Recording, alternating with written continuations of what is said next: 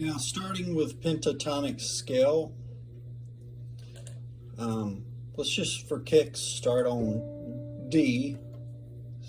So I'm going to start us with minor. This is the way most guitar players start. You do the pentatonic scale. I'm going to leave out the blues. I have my fingers on them, so if you see, of course, then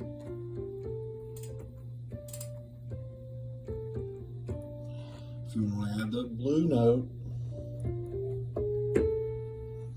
so there's licks. Oops, sorry. And this slide off of the black note.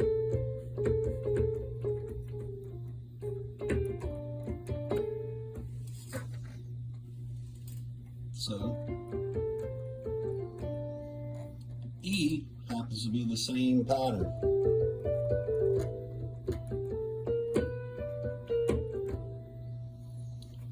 Let's skip to G. No, let's skip to A minor because it's the same shape.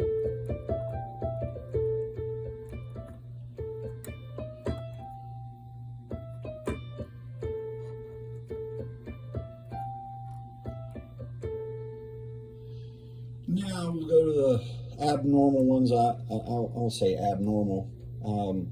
G minor. Starts with that black note.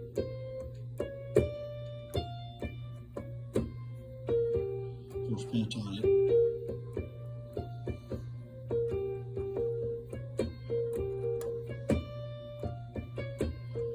Should sound familiar. What's next? C. Similar shape to G, except it's got that black 7 or dominant 7 or minor 7.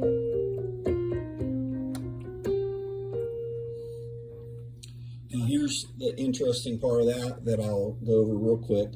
A lot of times you'll, in this kind of bluesy piano or playing,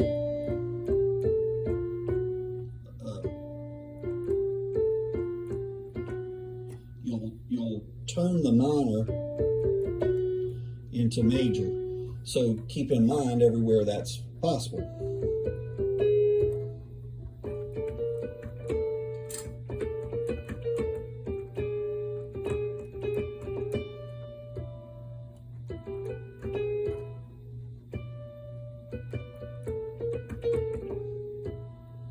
So everywhere that you're doing that,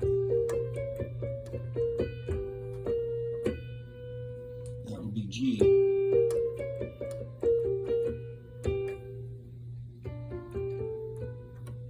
Sorry.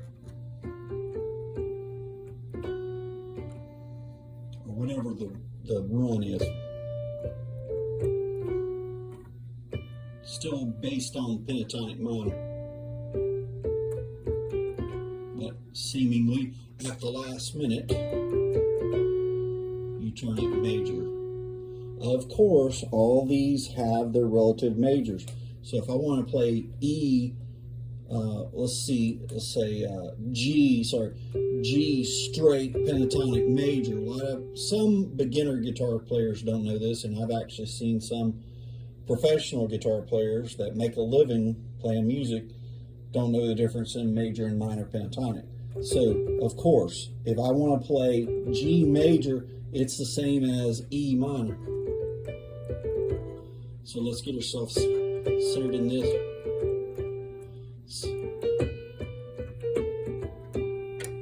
See how it's the same. But we sometimes want to end it there. So with all these keys, if you don't know, and I don't want to insult your intelligence, but let's say that A is the minor key. The way to find its relative major is 1, 2, 3 steps, or a minor third. So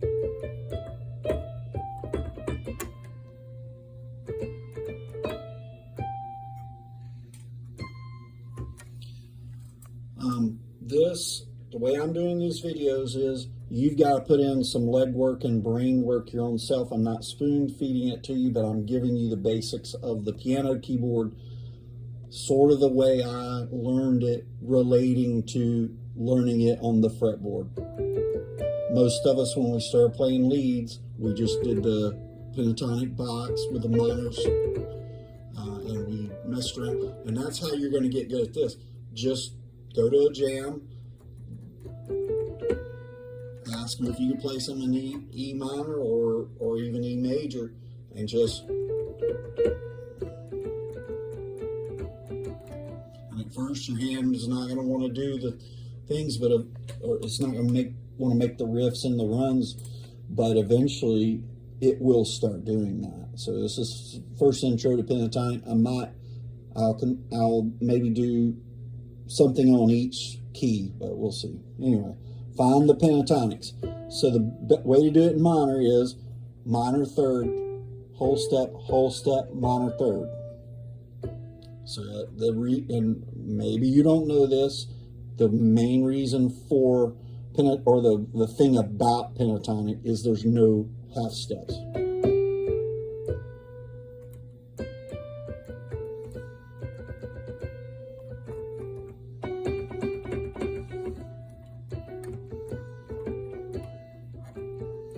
So there's less insulting notes, because the worst thing you can do is be half step away from them. So that sounds terrible. It sounds worse than this,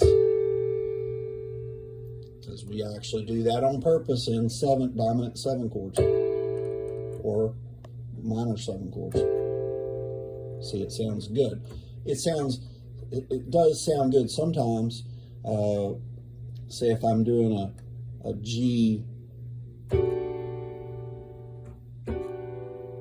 it can sound good, but by itself. So if you're playing a solo, you don't want to be a half step off. A whole step, you can actually say, oh, that's what I meant to do. It's like a bend in the guitar. All right, hope this wasn't too confusing. That's pentatonic skill.